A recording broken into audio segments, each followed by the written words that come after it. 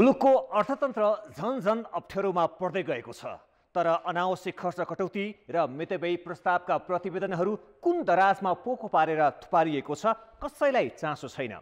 कान्तिपुर समाचारमा आज विदेशी संस्कृति कम हुन नदिन विलासी वस्तुको आयातमा कडाई गर्ने तयारी, स्थानीय निर्वाचनमा 6 महानगरको उम्मेदवारीमा गठबन्धन दलबाट कसले कहाँ मार्लान् बाजी अनि पदकै लोभले दल बदलको दौडधुप।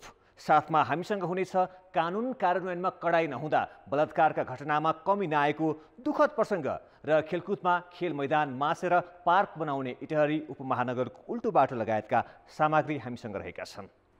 नमस्कार, अब मुख्य समाचार। विदेशी मुद्रा सञ्चित खस्किँदै गएपछि पेट्रोलियम पदार्थ आयात घटाउनेदेखि महँगा गाडी आयात रोक्ने राष्ट्र बैंकको तयारी, खर्च कटौती र अनावश्यक सरकारी निकायको खारेजीमा सरकार उदासीन। महानगरहरूमा सत्ता गठबन्धन दलहरूको आफ्नै दाबी, आकांक्षीदेखि कार्यकर्तासम्म रिझाउन नेतृत्वलाई सकस। माओवादी अध्यक्ष दाहाल भन्छन् भरतपुर हामी छोड्दैनौँ। कडा कानुनका बावजुद बलात्कारका घटना बढेको बढै, 9 महिनामै बलात्कारका 1300 भन्दा बढी उजुरी, अपराधी भने सामाजिक र राजनैतिक पहुँचको भरमा उम्किँदै। रुस विरुद्ध थप प्रतिबन्ध लगाउन EU-माथि दबाव, रुसी लगानीका उद्योग र राष्ट्रपति पुटिनका 2 छोरीमाथि पनि प्रतिबन्ध लगाउने पश्चिमा राष्ट्रको तयारी। र खेल मैदान मासेर पार्क बनाउने इटहरी उपमहानगरको निर्णयको चर्को विरोध, खेलाडी सोध्छन् हामी कहाँ खेल्ने।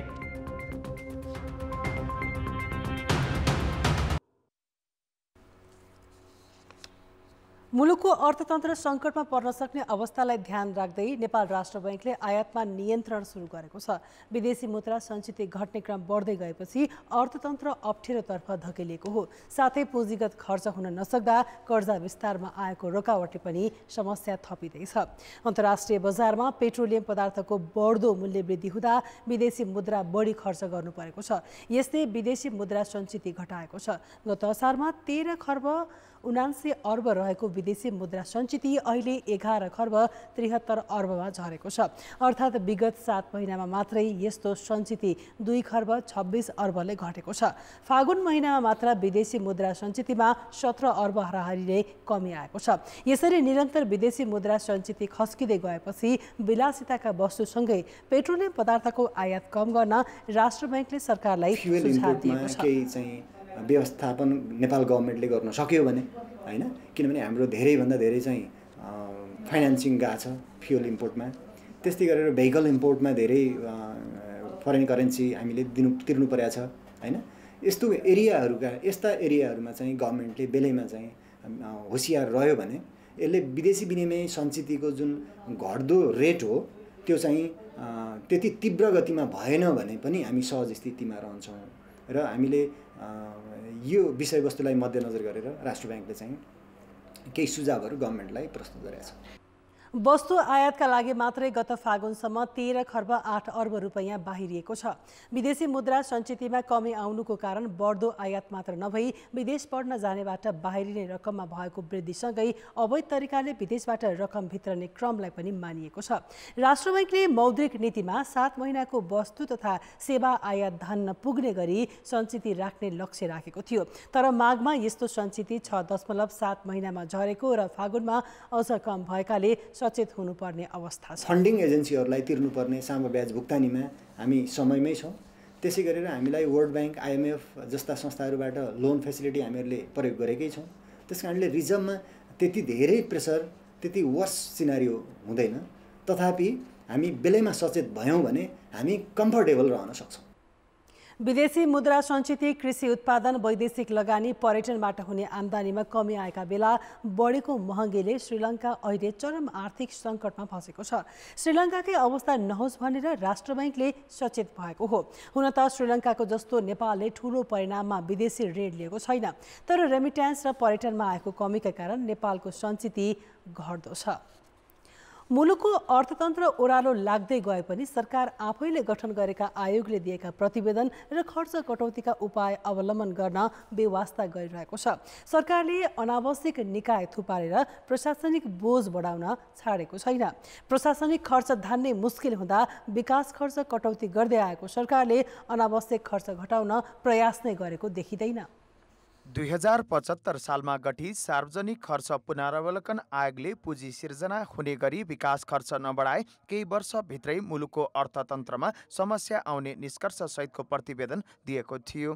तर आयोगको सुझावलाई सरकारले वास्तै गरेन। आर्थिक वर्ष 2073-74मा 5 खर्ब हाराहारीमा रहेको चालु खर्च अहिले 10 खर्ब पुगिसकेको छ।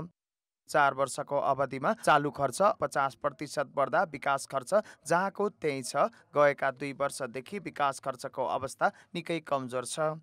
चालु आर्थिक वर्षको अहिलेसम्म 25% मात्र विकास खर्च भएको छ। वर्षभरिको राजस्वले चालु खर्च समेत धान्न नसक्ने र पुँजीगत खर्च नै नहुने अवस्था आएपछि अर्थतन्त्रमा समस्या देखिएको हो। अहिले हामीलाई उपलब्ध भएको तथ्याङ्कहरूको आधारमा अर्थात् हामीले हेर्दाखेरि अहिले लगभग 25% को हाराहारीमा पुँजीगत खर्च भएको छ भने 55% को हाराहारीमा चालु खर्च भएको छ। सरकारले अहिले वस्तु आयातमा कडा गर्ने नीति लिएको छ। तर यसो गर्दा राजस्व सङ्कलनमा कमी आएर भुक्तानीमा असर पर्ने जोखिम पनि उत्तिकै छ। यसैबाट मात्रै समस्या समाधान हुँदैन। तपाईले ज्वरो आयो भने सिटामोल खाएर त्यो दिन रोक्ने हो, तर शरीरको रोगको परीक्षण त गर्नु पर्यो, डायग्नोसिस त गर्नु पर्यो। त्यो अर्थतन्त्रको त्यो डायग्नोसिस भनेको चाहिँ हामीले आर्थिक र वित्त नीतिको माध्यमबाट नै गर्ने हो, आर्थिक र वित्त कार्यक्रम ल्याएरै गर्ने हो। सार्वजनिक खर्च पुनरावलोकन आयोगले अनावश्यक खर्च कम गर्न मन्त्रालयको संख्या घटाउन 50% सम्म विभाग खारेज गर्न सुझाव दिएको थियो। यो सँगै केन्द्र, बोर्ड, समिति, परिषद, आयोग लगायतका 1000 भन्दा बढी निकाय खारेज गरेर प्रदेश र स्थानीय तहका संयन्त्रलाई व्यवस्थित गर्न भनेको थियो। तर सरकारले यसतर्फ ध्यानै दिएन। त्यति मात्र होइन, तिनै तहका सरकारले अनावश्यक निकाय थप्ने र विलासी वस्तु खरिदलाई तीव्रता दिएपछि अहिले स्रोत जुटाउनै हम्मे परेको हो। अहिले त चाहिँ खर्च नियन्त्रण होइन, खर्च बढाउने, अझ त्यसभित्र पनि यो प्रदेश इत्यादिमा चाहिँ जसरी पनि चाहिँ अनुत्पादक खर्च बढाउने, यो जुन किसिमको एक प्रकारको व्यथिति छ, यो व्यथितिले पनि थप रूपमा चाहिँ तपाईँको यो सङ्कट लाभ बढाउनतिर मद्दत गरेको छ, सहयोग पुगेको छ भन्ने मलाई लाग्छ।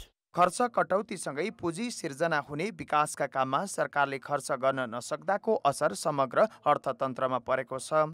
त्यति मात्र होइन, लक्ष्य अनुरूप वैदेशिक अनुदान तथा ऋण आएको छैन। कर्मचारीको तलब भत्ताकै लागि राजस्वले नपुगेर आन्तरिक ऋण उठाइँदा पनि त्यसको नकारात्मक असर अर्थतन्त्रमा परेको छ।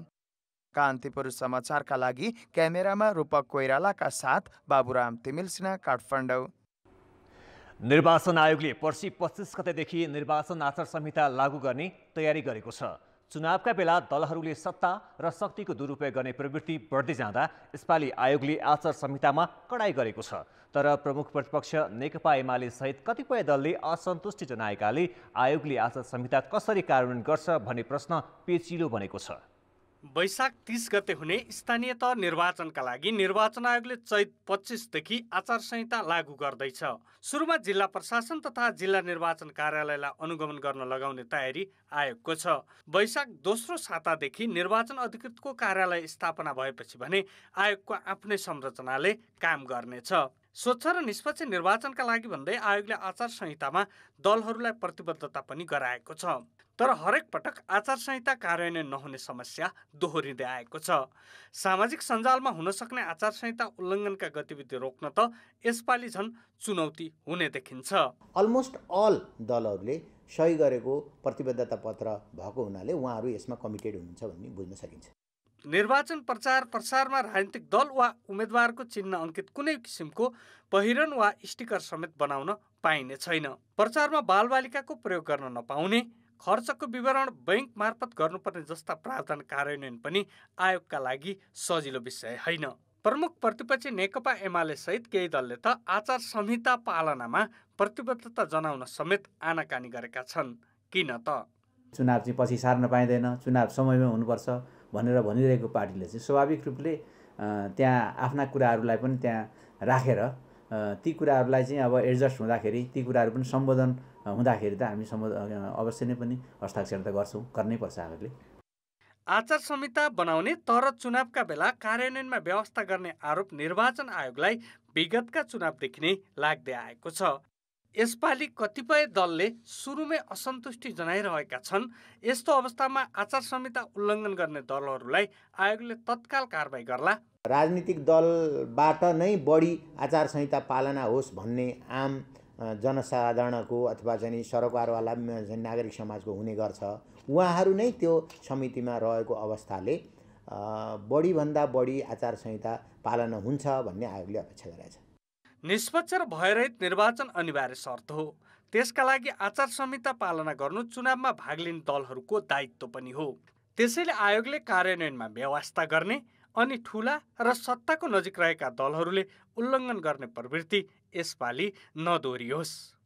कान्तिपुर समाचारका लागि क्यामेरामा गोविन्द खत्रीका साथ दशरथ राई र दीपक आचार्य, काठमाडौँ। स्थानीय तह निर्वाचनमा तालमेल गर्ने निर्णय गरेका सत्ता गठबन्धन दलहरूले पालिका स्तरबाटै संयुक्त समीकरण तयार पार्न थालिसकेका छन्। 753 पालिका मध्ये गठबन्धनले प्रमुख, उपप्रमुखदेखि वडा अध्यक्ष र सदस्यसम्मै प्याकेजमा बाँडफाँड गर्दैछन्। तर आम चासो र गठबन्धनका सबै दलको आँखा भने केन्द्रबाटै टुङ्गो लगाउने भनिएका मुलुकका 6 महानगरमा परेको छ।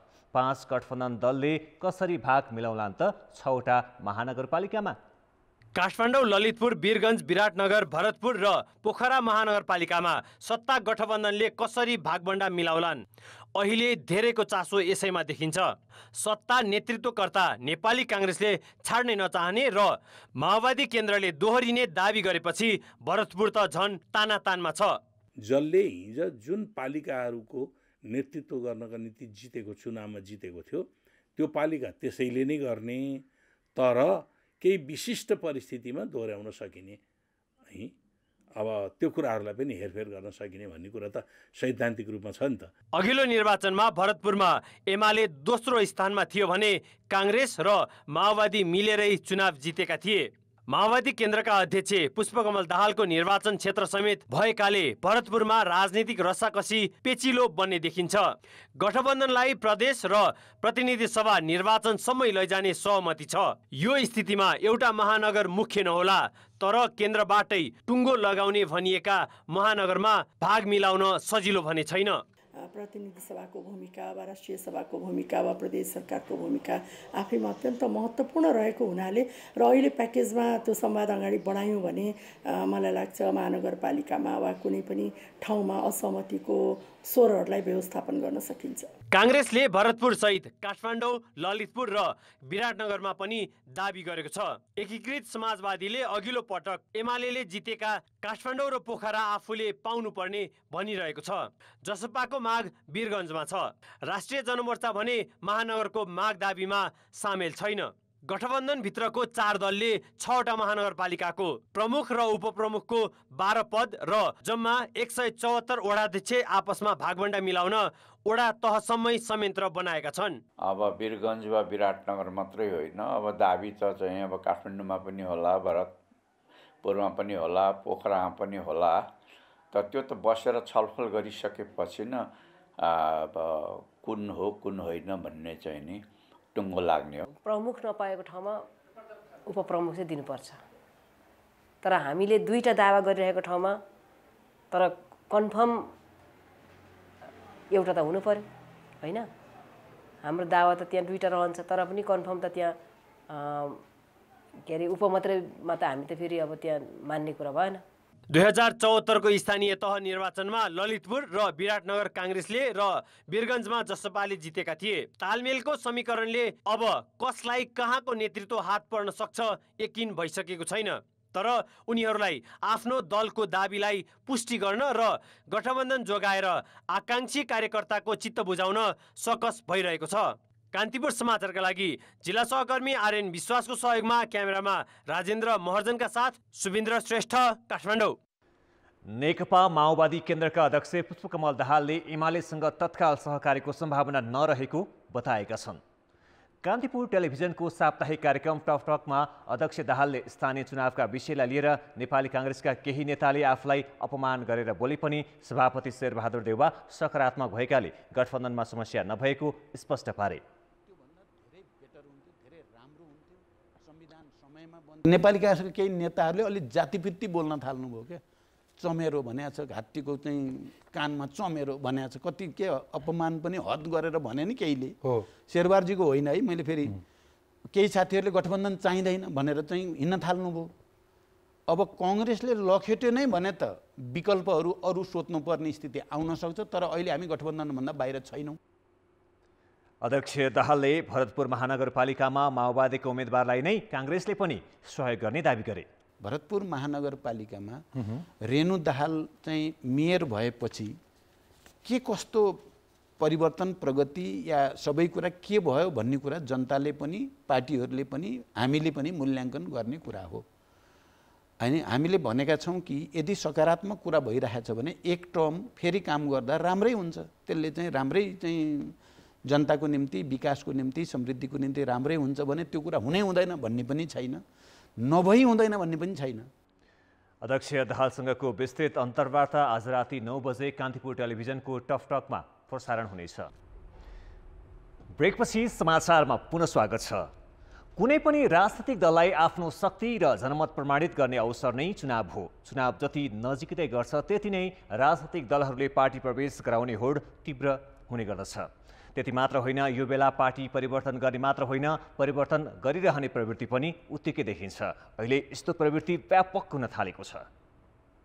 2074 सालमा माओवादी केन्द्रबाट गाउँपालिका अध्यक्षमा निर्वाचित धादिङका पित्तबहादुर डल्लाकोटी चुनावको मुखमा एमाले प्रवेश गरे, तर उनको निर्णय 24 घण्टा पनि टिकेन र फेरि माओवादीमै फर्किए। बाँकेको खजुरा गाउँपालिका वडा नम्बर 4 का एमालेबाट निर्वाचित वडा अध्यक्ष तिलकवीर सुनारले पनि पार्टीबाट राजीनामा दिएको घोषणा गरे पनि निर्णयमा अडिग रहन सकेनन्। यी त प्रतिनिधि पात्र मात्रै हुन्।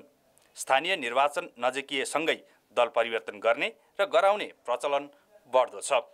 नेतृत्व गर्न सक्नेलाई पार्टी प्रवेश गराउँदा चुनावमा मत बढ्ने आकलनकै कारण अहिले शीर्ष नेताहरूको दौडधुप यसैमा देखिन्छ। तर चुनावका बेला पद प्राप्त गर्ने लालसा र स्वार्थ बोकेर पार्टी परिवर्तन गर्नेहरूबाट न त राजनीतिक दलहरूले दीर्घकालीन फाइदा पाउनेछन् न नागरिकले नै। यस्तो प्रवृत्तिले राजनीतिलाई नै विकृति बनाउन मात्र सहयोग पुग्नेछ। जब राजनीतिमा मूल्यको ह्रास हुन्छ, सिद्धान्तको ह्रास हुन्छ, नैतिकताको ह्रास हुन्छ, अनि त्यसपछि राजनीति व्यापारिक हुन्छ, अर्थोपार्जनको लागि हुन्छ, लाभ प्राप्तको लागि हुन्छ, अथवा अस्वाभाविक तरिकाले मान प्रतिष्ठा प्राप्त गर्नको लागि हुन्छ, त्यतिखेर सिद्धान्त र मूल्य भने गौण हुन्छन्। दलहरू स्थानीय पालिकाको नेतृत्वका लागि उम्मेदवार चयन गर्ने क्रममा छन्। ती उम्मेदवारमा पनि भर्खरै पार्टी प्रवेश गरेका र दल परिवर्तन गरेका नै हावी देखिएका छन्।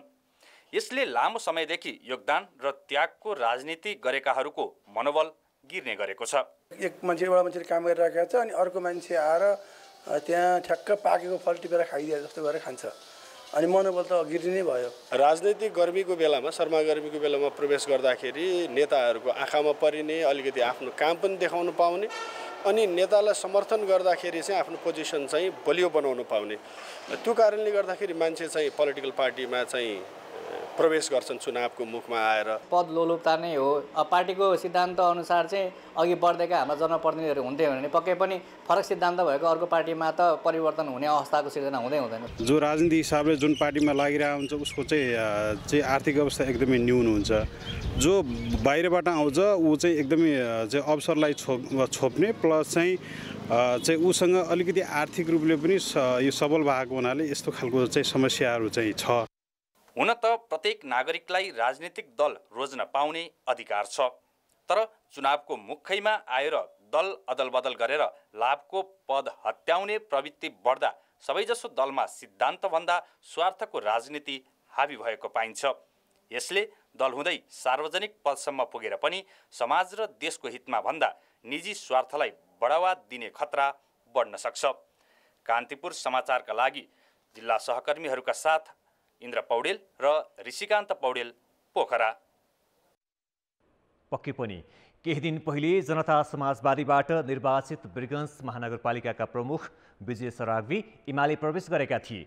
पर्साकै जगन्नाथपुर गाउँपालिकाका अध्यक्ष जालिम मिया माओवादी केन्द्र छाडेर तथा 12 आदर्श कोटवाल गाउँपालिकाका अध्यक्ष मोहम्मद मुस्ताफा जसपा छाडेर एमाले प्रवेश गरेका छन्।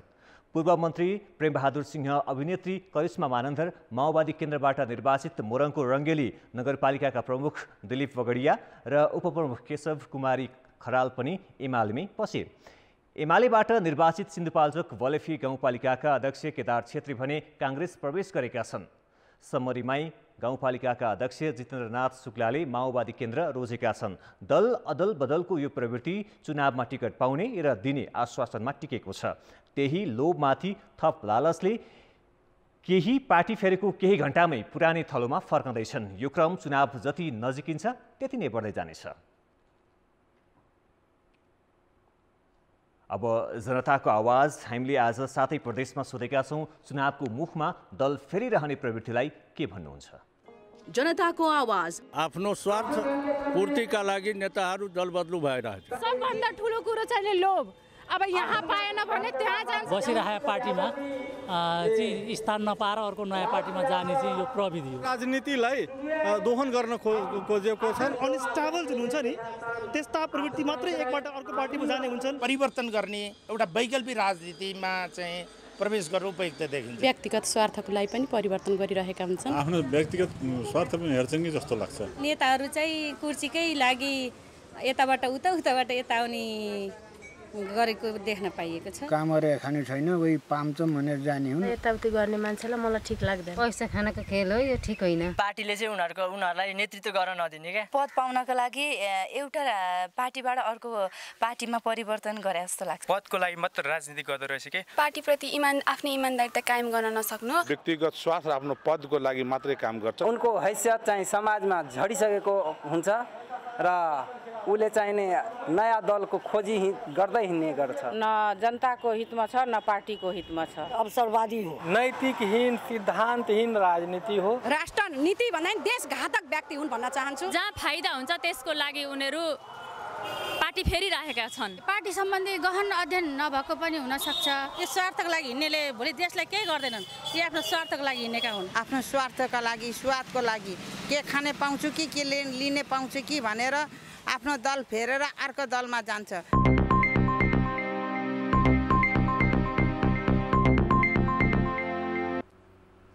बलात्कार जस्ता जघन्य अपराध नियन्त्रण गर्न जति नै व्याख्यात्मक र फराकिलो कानुनी व्यवस्था गरिए पनि यस्ता घटनामा कमी आउन सकेको छैन।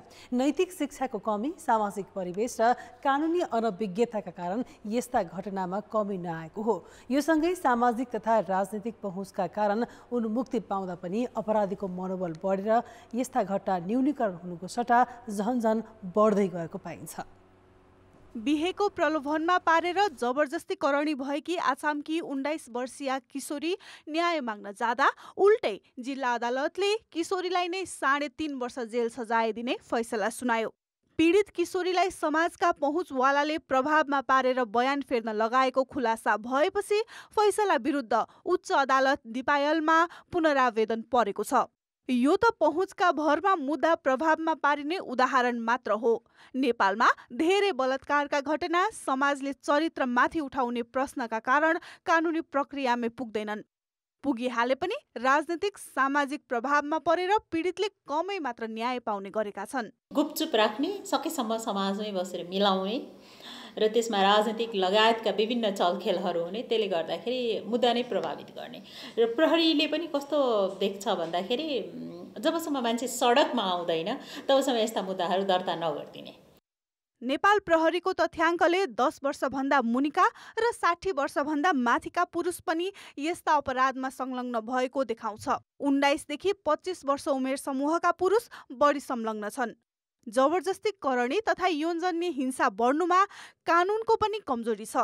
कानुन सबैले जान्नुपर्छ भन्ने चेतना जगाउन सरकार चुकेको छ, जसकारण नाबालिग र वृद्धा पनि यौनजन्य हिंसाको शिकार भइरहेका छन्। ठुलो रोल भनेको चाहिँ परिवार र सामाजिक शिक्षाहरूको नै छ। यानि कि हामीले कसैलाई पनि दबाउनु पर्छ भनेदेखि चाहिँ यदि आफूभन्दा कमजोर मान्छेहरू छ भनेदेखि शारीरिक दुर्व्यवहारहरू गर्ने, तर्साउने र चुप लगाउने।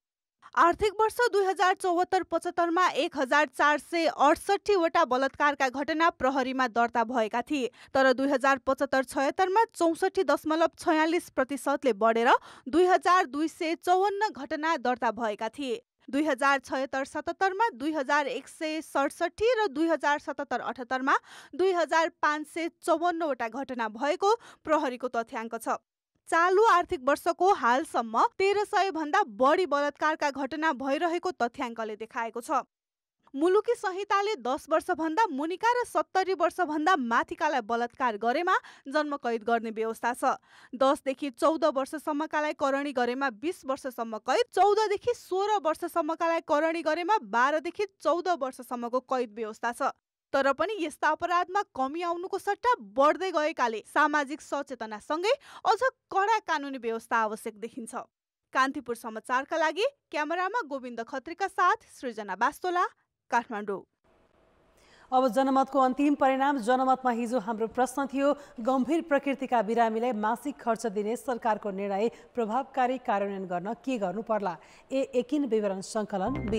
विपन्नलाई प्राथमिकता र सी. स्थानीय तहलाई जिम्मेवारी। जनमतको अन्तिम परिणाम यस्तो छ, ए. एकिन विवरण सङ्कलनमा 43%, बी. विपन्नलाई प्राथमिकतामा 21% र सी. स्थानीय तहलाई जिम्मेवारीमा 36% मत प्राप्त भएको छ। अब आजको प्रश्न। हाम्रो प्रश्न छ, यौनजन्य हिंसाका घटना नियन्त्रण गर्न के गर्नु पर्ला? ए. कानुनको प्रभावकारी कार्यान्वयन, बी. सचेतना अभिवृद्धि र सी. सामाजिक प्रतिबद्धता। जनमतको अन्तिम परिणाम भोलि साँझ 8 बजेको कान्तिपुर समाचारमा प्रसारण गर्नेछौँ। कृपया न्युज स्पेस ए बी वा सी टाइप गरी 34001 मा SMS गरी आफ्नो मत व्यक्त गर्नुहोला। राष्ट्रिय निकुञ्ज वन्यजन्तु संरक्षण तथा जैविक विविधताका लागि जति महत्त्वपूर्ण छ त्यति नै निकुञ्ज आसपासका रैथाने बासिन्दाले विभेद र समस्या भोग्नु परेको गुनासो गरेका छन्।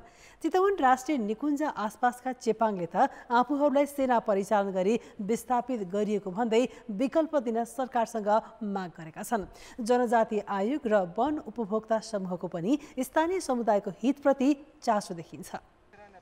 मादी नगरपालिका 9 कुसुमखोला नजिक बसोबास गर्दै आएका चेपाङ, भुजेल, प्रजा र गुरुङ लगायतका 40 भन्दा बढी परिवारले चितवन राष्ट्रिय निकुञ्जकै कारण आफूहरू विस्थापित हुनु परेको गुनासो गर्दै आएका छन्। निकुञ्ज क्षेत्रका बासिन्दाले एकातिर जङ्गली जनावरको शास्ति, अर्कोतिर निकुञ्ज प्रशासनको हस्तक्षेपले रैथाने थलो छाड्नुपर्ने अवस्था छ। जनावरहरूलाई संरक्षण गर्ने ठाउँमा चाहिँ जनता मारिरहेको, उपभोक्ताहरू मरिरहेको अवस्था छ। एकदमै दुःख छ के त्यो उपभोक्ताहरूलाई हाम्रो त्यो क्षेत्रमा, एकदमै दुःख। हामीले त गर्नै सक्दैनौँ, अब कसलाई भन्नुपर्ने हो त्यो स्थिति त्यस्तो। चितवन निकुञ्ज पसेको अभियोगमा गत वर्ष एकजना चेपाङ युवा मारिए। श्रावणमा हात्ती लगाएर 8 घर भत्काइयो। यही चैत 13 गते निकुञ्ज प्रशासनले स्थानीयका झुप्राहरूमा आगो लगाइदियो। निकुञ्जको निर्देशनमा घर बस्तीमा आगजनीदेखि कुटपिट र हत्यासम्मका घटनाले आसपासका बासिन्दा पीडित छन्। जङ्गल बचाउनको लागि प्राकृतिक स्रोतको संरक्षण गर्न गरिब चाहिने, चेपाङ चाहिने होइन, त्यो विपन्नहरू चाहिने, महिला चाहिने। तर स्रोतले भरिपूर्ण भइसकेपछि त्यो समुदायलाई विस्थापित गर्ने, त्यहाँबाट अब के लगाउने शक्ति? हात्ती लगाउने हो कि आगो लगाइदिने हो कि मान्छे मारेको भन्छौँ नि। चेपाङ बस्तीमा पटक पटक आक्रमण हुन थालेपछि सर्वोच्च अदालतले चेपाङहरूलाई त्यहाँबाट नहटाउन र अहिले बसेकै अवस्थामा रहन दिन अल्पकालीन आदेश दिएको थियो। तर कार्यान्वयन भएको छैन। विस्थापित चेपाङ लगायतका परिवारलाई तत्काल सुरक्षा र घाँसमासको व्यवस्था मिलाउन माग गर्दै आदिवासी जनजाति आयोगले सरकारलाई प्रतिवेदन नै बुझाएको छ। पोहोरको साल एउटा राजकुमार चेपाङ भन्नेलाई सेनाले गोली हानेर पनि मारिदियो। त्यसकारण त्यो घटना पनि नदोहोरिएन त्यहाँ पनि भन्ने छैन। त्यसकारणले यो दोषी उप कारबाही गर्नुपर्ने हो र विस्थापित परिवारलाई स्थायी बसोबासको लागि उपयुक्त स्थानमा घर जग्गाको व्यवस्था मिलाउने। यो चाहिँ तपाईँ के भने उपयुक्त घर जग्गा नहुँदाखेरि नै तिनीहरू चाहिँ फर्केको भन्ने त्यहाँ चाहिँ हाम्रो रिपोर्ट छ। वन, वन्यजन्तु, जैविक विविधता र मानव एक अर्कासँग जोडिएका छन्। तर वन स्रोतमा आश्रित आदिवासी समुदायको बाँच्न पाउने अधिकारमाथि हस्तक्षेप गर्न भन्ने मिल्दैन। कान्तिपुर समाचारका लागि चितवनबाट राजु चौधरी र क्यामेरामा विनोद कोजुका साथ नारायण किलम्बु, काठमाडौँ। अर्थ र विकास। नेपालले भारतीय ऊर्जा बजारमा थप 325 मेगावाट बिजुली निर्यात गर्न अनुमति पाएको छ। भारतको विद्युत मन्त्रालय अन्तर्गत केन्द्रीय विद्युत प्राधिकरणले नेपाल विद्युत प्राधिकरणलाई भारतीय बजारमा थप 325 मेगावाट बिजुली बिक्री गर्न स्वीकृति दिएको हो। ऊर्जा जलस्रोत तथा सिंचाई मन्त्रालयले आज पत्रकार सम्मेलन गर्दै थप बिजुली निर्यातको लागि स्वीकृति पाएको जानकारी दिएको हो। यसअघि गत कार्तिकमा नेपालले 39 मेगावाट बिजुली भारत निर्यात गर्न अनुमति पाएको थियो। यसरी नेपालले अब कुल 364 मेगावाट बिजुली भारत निर्यात गर्न पाउनेछ। नेपालले मर्स्याङ्दी, मध्य मर्स्याङ्दी, त्रिशुली, देवीघाट, कालीगण्डकी ए र लेखु आयोजनाको बिजुली भारतीय बजारमा बेच्न स्वीकृति पाएको हो।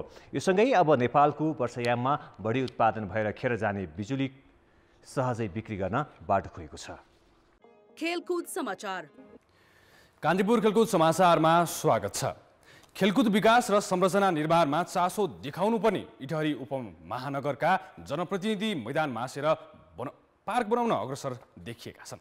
खेलकुदका संरचना निर्माणमा पहिलेदेखि नै उदासीन देखिएका इटहरी उपमहानगरका पदाधिकारीले भइरहेको क्रिकेट मैदान मासेर पार्क बनाउन सुरु गरेपछि चौतर्फी आलोचना समेत भएको छ। रहेको यो क्रिकेट मैदान राष्ट्रिय स्तरका प्रतियोगिता भइरहने प्रदेश एककै महत्त्वपूर्ण मैदानको रूपमा चिनिन्छ। इटरी रङ्गशाला छेउमै रहेको यो मैदानमा उपमहानगरले न त संरक्षणमा चासो नै देखायो न त स्तर उन्नतिमा नै ध्यान दियो। कार्यकालको अन्तिम समयमा आएर स्थानीय सरकारले बनी बनाऊ खेल मैदानलाई मासेर पार्क बनाउन थालेपछि खेलाडी तथा खेल पदाधिकारी चिन्तित भएका छन्। पहिला क्रिकेट मैदान सहितको पार्क बनाउने र क्रिकेट मैदानको चाहिने जतिको बाहिरको भागमा मात्रै पार्क बनाउने कुराहरू नगरपालिकाले कार्यपालिका बैठक गरेर निर्णय नै गरेको कुरा थियो। तर अहिले 81 आएर डिजाइन चेन्ज गरेर उहाँहरूले चाहिँ क्रिकेट मैदानै नरहने गरी पार्क बनाउने निर्णय गर्नुभएको छ। यसमा चाहिँ हाम्रो गम्भीर आपत्ति छ। यो कुराले हाम्रो इटरीमा बढ्दै गरेको क्रिकेटै सकिन्छ। यो विषयलाई चाहिँ सोच विचार गर्नुलाई अन्यथा खेलाडीहरू एकदमै आक्रोशित भएका छन्। क्रिकेट खेल को लागि एकदमै उत्कृष्ट ठाउँमा रहेको यो खेल मैदानमा हामी खेलाडीहरूको यो सपना पनि हो। यो खेल मैदान र यो खेल मैदानमा आफ्नो प्रतिभा देखाएर हामी माथिल्लो स्तरका गेमहरू खेल्न चाहन्छौँ र यो राम्रो खेल मैदानलाई मासेर पार्क बनाइराख्दाखेरि स्थानीय सरकारले यो सोच्नुपर्छ कि खेलाडीहरूले अब कहाँ क्रिकेट खेल्छन्, के गर्छन् भन्ने कुरा, खेलकुदमा कसरी अगाडि बढ्छन् भन्ने कुरा स्थानीय सरकारले नसोचिकन पार्क बनाउन लागिरहेको छ। 3.5 वर्ष अघि इटरी उपमहानगरपालिकाले क्रिकेट मैदान मासेर जनता पार्क इटरी कार्यक्रमको शिलान्यास गरेपछि त्यसको चौतर्फी विरोध हुँदा काम रोकिएको थियो। अहिले फेरि पार्क बनाउन उपमहानगरपालिकाले ठेक्काने दिएर काम सुरु गरेको छ। उपमहानगरका पदाधिकारी भने क्रिकेट मैदानभन्दा पार्कलाई नै महत्त्वपूर्ण ठान्छन्। अब हामी आगामी वर्षदेखिलाई चाहिँ तल 10 नम्बरमा हामी क्रिकेट मैदान बनाउने तयारीमा छौँ। हामी तुरुन्तै अहिले जग्गा नापेर छुट्याएर अनि त्यसको निर्माण कार्यका लागि अगाडि बढाउने हामी काम गरिरहेछौँ। क्रिकेटको हब मानिएको पूर्वमा एकपछि अर्को क्रिकेट मैदान मासिँदै जाँदा गतिविधि नै ठप्प हुँदै गएका छन्। पूर्वमा स्तरीय मैदान र प्रतियोगिता नभएकै कारण खेलाडीले क्षमता भए पनि देखाउने अवसर पाएका छैनन्। बनी बनाऊ मैदान मास्नुभन्दा पनि संरक्षण र स्तर उन्नतिमा जनप्रतिनिधिको ध्यान जानु आवश्यक छ। कान्तिपुर समाचारका लागि अर्जुन सुवेदी, इटरी, सुनसरी। राष्ट्रिय खेलकुद परिषद राखेपका सदस्य सचिव टङ्कलाल घिसिङ आजदेखि जिम्मेवारीमा फर्किएका छन्। करिब 4 महिनापछि घिसिङको राखेपमा पुनरागमन भएको हो। युवा तथा खेलकुद मन्त्रालयले रमेश कुमार सिलवालाई बर्खास्त गर्दै गत कार्तिक 13 गते घिसिङलाई राखेपको सदस्य सचिवमा नियुक्त गरेको थियो। तर सिलवालले घिसिङको नियुक्ति खारेजीको माग गर्दै सर्वोच्च अदालतमा रिट दायर गरेका थिए। 3 महिनापछि सर्वोच्चले हिजो सिलवालको रिट खारेज गरेपछि घिसिङ सदस्य सचिवको हैसियतमा पुनः राखेपा फर्केका हुन्।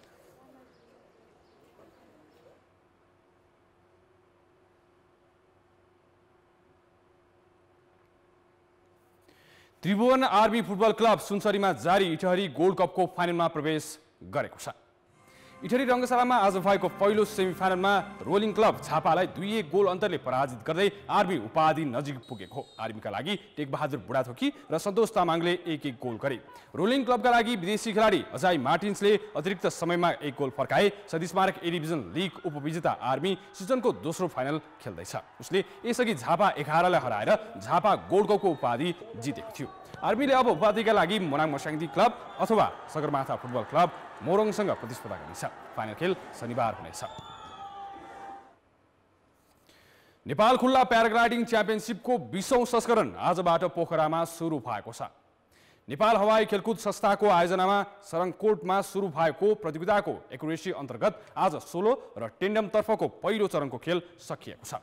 आज 16 ओभरअलतर्फ 32 पुरुष र 8 महिला तथा टेन्डमतर्फ 34 पुरुष खेलाडीले पहिलो चरणको प्रतिस्पर्धा गरेका छन्। प्रतियोगितामा टेन्डममा 4 र 16मा 6 चरण खेल्नुपर्नेछ। चैत 25 गतेसम्म हुने प्रतियोगितामा एकुरेसी घेराभित्र सबैभन्दा कम दूरीमा ल्यान्ड गर्ने खेलाडी विजयी हुनेछन्। प्रतियोगिताको अन्तिम दिन विभिन्न सांस्कृतिक वेशभूषासहित पाइलटले कौशल प्रदर्शन गर्नेछन् भने सोही दिन प्रतियोगितामा निकै आकर्षक मानिने एक्रोबेटिक एयर सो समेत प्रदर्शन गरिनेछ।